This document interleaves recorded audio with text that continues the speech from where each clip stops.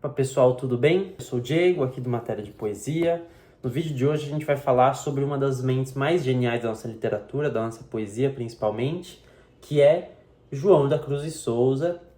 A gente vai se aprofundar um pouco na biografia dele, na obra dele, o simbolismo, que é o movimento literário que ele fundou e pelo qual ele se expressou na maior parte da sua curta, mas muito significativa vida. Mas antes da gente se aprofundar nesses temas, esse aqui é uma matéria de poesia, como eu já tinha falado. Se você só me conhece aqui pelo YouTube, a gente também tem o nosso Instagram, matéria de poesia. Pode colocar que você vai achar por lá.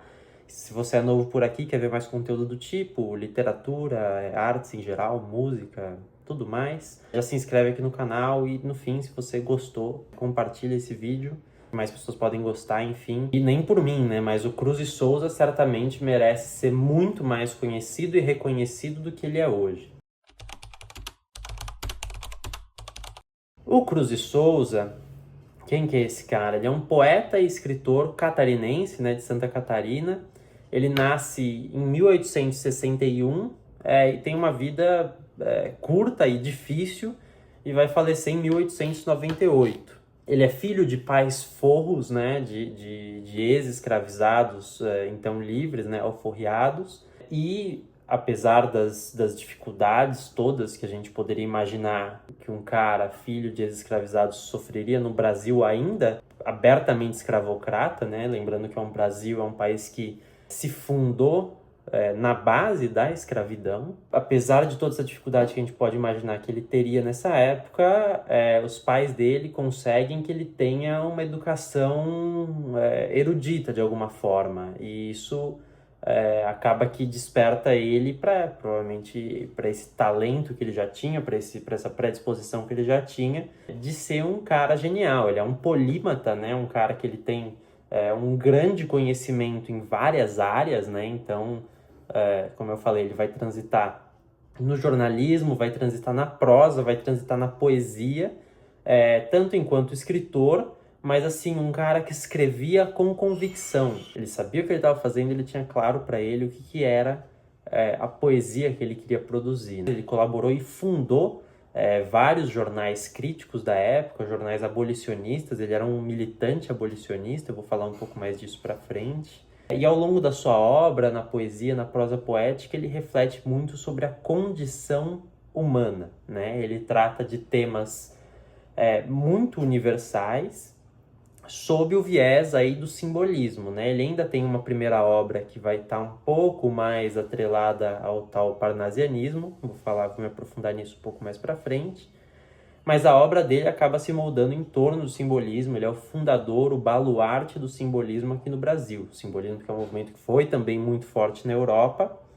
E o Cruz e Souza, então, ele faz esse papel. É um movimento que seria tão falado no modernismo brasileiro, né? Toda essa história do Oswald de Andrade, que era um poeta modernista. A gente está falando já no começo do século XX, né?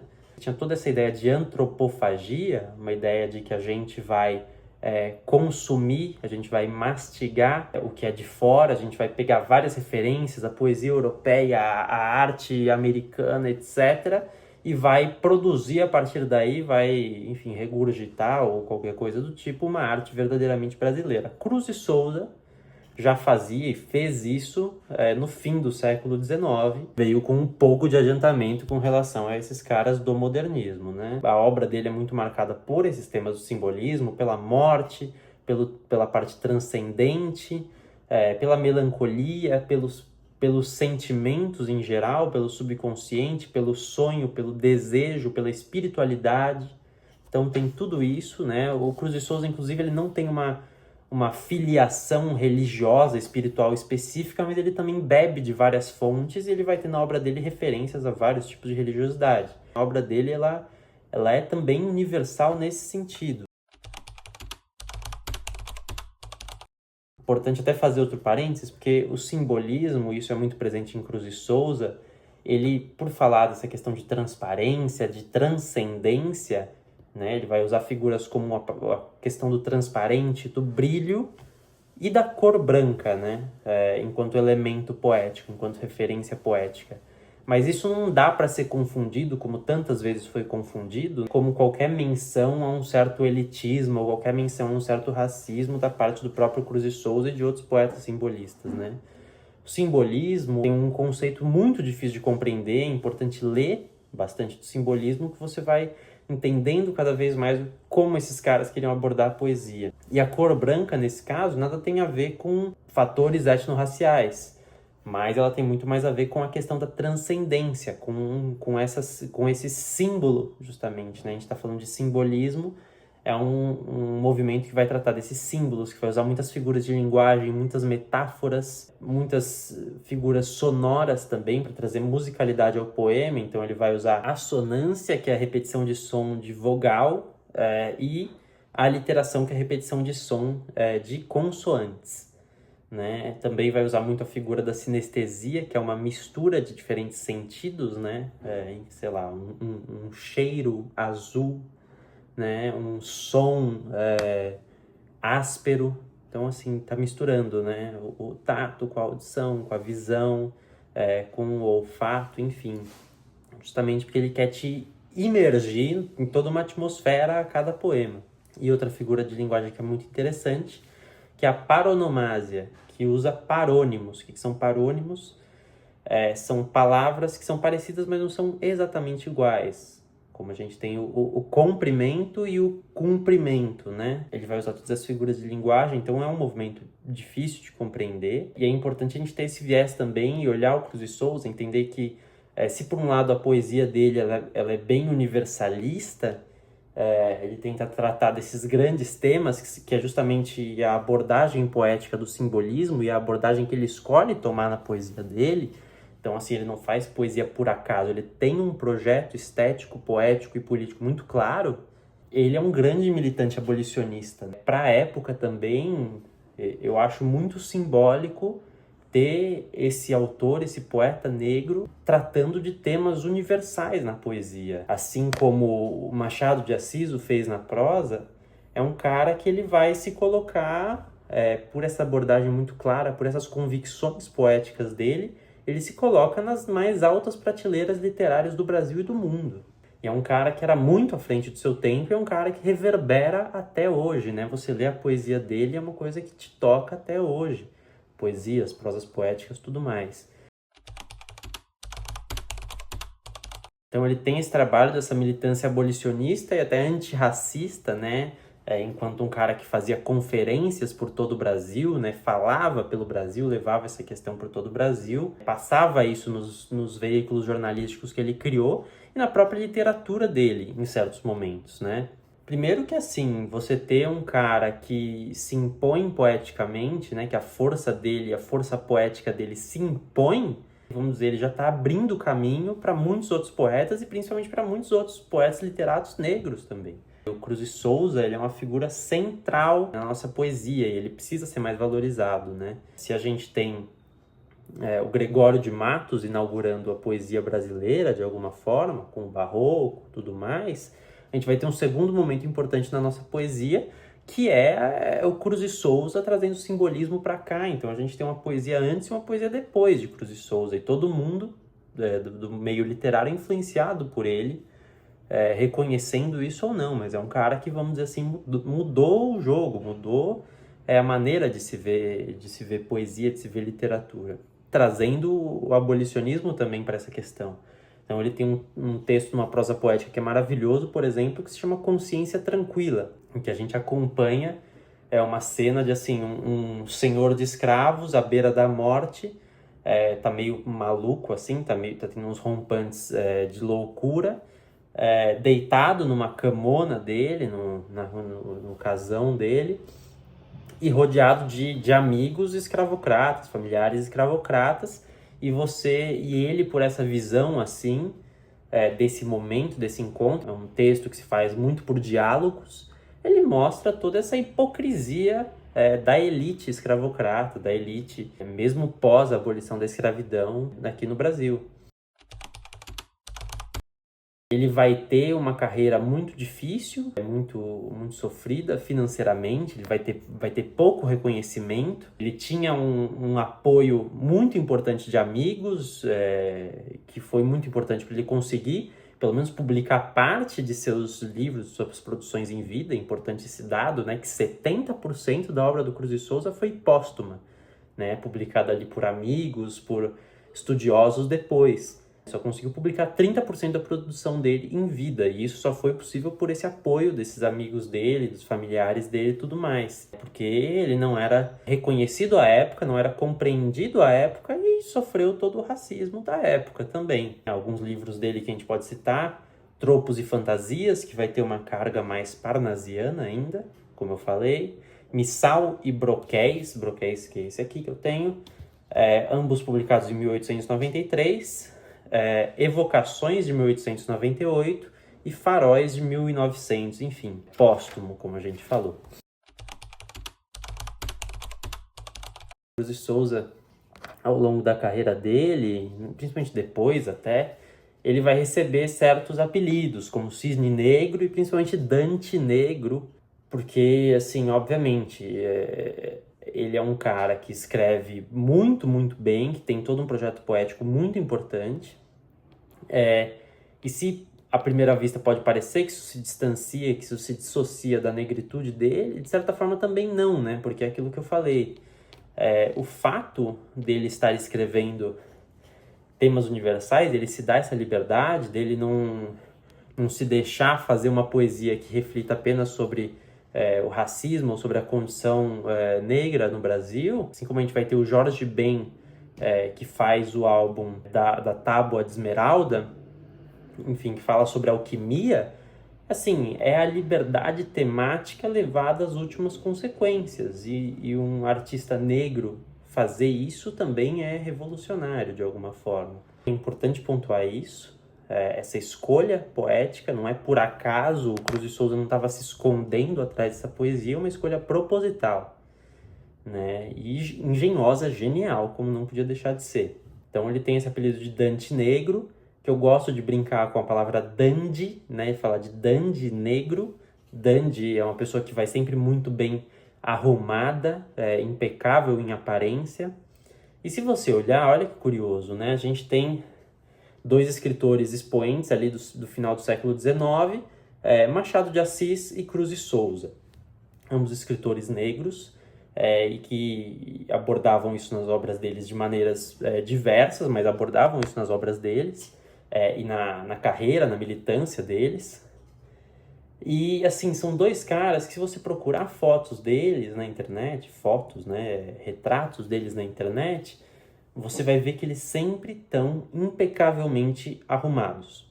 É só para pontuar que os artistas negros, assim como em qualquer outra profissão, qualquer outra área do saber, eles têm que ser muito acima da média, eles têm que ser irretocáveis em todos os sentidos para eles conseguirem se inserir nesse meio, para eles conseguirem se destacar.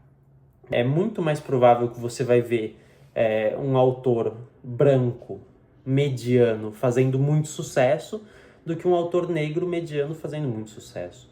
Por quê? Porque o racismo não deixa isso passar, né? Então é tolerável que a gente tenha um artista branco que faz uma arte qualquer e que seja muito bem aplaudido. Mas, assim, de alguma forma, para Cruz e Souza, para Machado de Assis conseguirem ter tido esse reconhecimento que eles tiveram, enfim, mesmo que menor do que deveriam, a força poética, a força literária deles é que teve que se impor. E a maneira como eles conseguiram se inserir no meio literário de então. Então, isso estando impecavelmente sempre, né? E trazendo os melhores textos da época, cara. Vai olhar, tem até essa questão, né? Na época a gente estava com dois movimentos literários quase simultâneos aqui no Brasil, na poesia, que era o simbolismo e o parnasianismo. Cara, honestamente, aí você vai ver os poetas parnasianos, Olavo Bilac e tal. Compare um soneto do Olavo Bilac, a obra do Olavo Bilac mesmo, com a obra do Cruz e Souza. Não tem comparação. O Cruz e Souza, ele faz uma poesia muito mais interessante, muito mais, assim, inigualável, né? De uma habilidade poética muito maior. Só assim para se destacar. E mesmo assim, se a gente for olhar, à época, quem que era o príncipe dos poetas brasileiros? Quem que era o destacado? Era o Olavo Bilac. Tanto que, né, tem esse episódio tristíssimo também, que assim, funda-se a Academia Brasileira de Letras, muito com esse viés parnasiano ali, então Olavo Bilac é um dos fundadores, e o Cruz de Souza ele não é convidado para ser um membro da Academia Brasileira de Letras para participar dessa fundação da academia. Isso não é só uma divergência poética, como o pessoal à época e ainda recentemente tentaram defender, né? Uma escolha, uma postura ali dos fundantes da Academia Brasileira de Letras abertamente racista. Então, assim, é importante ter isso às claras, né? Cruz de Souza, que sem dúvida era o poeta mais genial de seu tempo e talvez o mais genial da nossa história, é excluído da fundação da Academia Brasileira de Letras. A Academia Brasileira de Letras sempre teve a ideia de representar toda a literatura brasileira. Como que se representa toda a literatura brasileira, deixando um dos nossos maiores poetas de fora? É essa contradição inescapável, né? Não dá para dizer que era uma rixa entre simbolismo e parnasianismo. Lógico que parnasianismo por excelência ou falta de excelência é um movimento literário elitista, né? Um movimento literário que usa o rebuscamento em excesso, que se preocupa em se conter o tempo todo, que ele poda todo e qualquer excesso. Então, assim, sabe? É um movimento higienista, é um movimento elitista. É importante a gente olhar para quem que estão sendo quem que a gente está colocando como essas figuras centrais da nossa literatura brasileira. Se você opta por dizer que Cruz e Souza não está entre os maiores, mas que Olavo Bilac está, tem uma coisa complicada acontecendo aí. E não é nem só uma questão, não é nem complicado só politicamente e eticamente pela questão do racismo. É complicado porque você está fechando os olhos para análise textual pura e simples. Você está fechando os olhos para a qualidade poética do Cruz de Souza. O Cruz de Souza ele é um cara que, sim, tem uma biografia interessantíssima, triste, sofrida, foi vítima de racismo ao longo de toda a sua vida. Mas mais interessante ainda é a obra de Cruz de Souza. E ele tem o mérito dele por ter conseguido desenvolver uma obra da estatura que ele desenvolveu, mesmo com as condições que ele enfrentou, sabe? Ele saiu numa largada muito atrás de caras como Olavo Bilac e conseguiu fazer uma obra em estatura que se agiganta muito acima desses outros caras. É necessário ler Cruz de Souza. É necessário falar sobre Cruz de Souza. É importante dizer, uma vida difícil. Esse cara, ele morre em Barbacena, vítima de tuberculose, em busca de tratamento, Barbacena, no sul de Minas Gerais. E o corpo dele é levado de volta para o Rio de Janeiro em um vagão para cavalos de um trem. Assim, sabe? Essa é a honraria que o Brasil tem a dar ao seu maior poeta. É assim que a gente quer tratar uma das maiores figuras que já pisou em solo nacional. Que a gente não continue levando em vagão para cavalos o Cruz de Souza e outros tantos artistas geniais. Que a gente dê as devidas honras a um cara como Cruz de Souza. Vou terminar lendo um poema do Cruz de Souza, que é um poema já mais conhecido dele. Deixo recomendação de poemas, vou deixar alguns links aqui com um vídeo interessantíssimo, leitura adicional, um convite à obra do Cruz de Souza. Deixo o convite também à leitura da prosa poética Consciência Tranquila, um texto bárbaro. E eu vou falar do poema Cárcere das Almas, que veja só, um soneto, mas veja como ele é diferente de um soneto parnasiano, de um soneto bilaquiano. Toda alma num cárcere anda presa, soluçando nas trevas entre as grades do calabouço, olhando imensidades, mares, estrelas, tardes, natureza. Tudo se veste de uma igual grandeza, quando a alma entre grilhões as liberdades sonha e sonhando as imortalidades rasga no etéreo espaço da pureza. Ó almas presas, mudas e fechadas, nas prisões colossais e abandonadas, da dor no calabouço atroz, funéreo, nesses silêncios solitários graves, que chaveiro do céu possui as chaves para abrir-vos as portas do mistério. É isso, Cruz e Souza, Cárcere das Almas.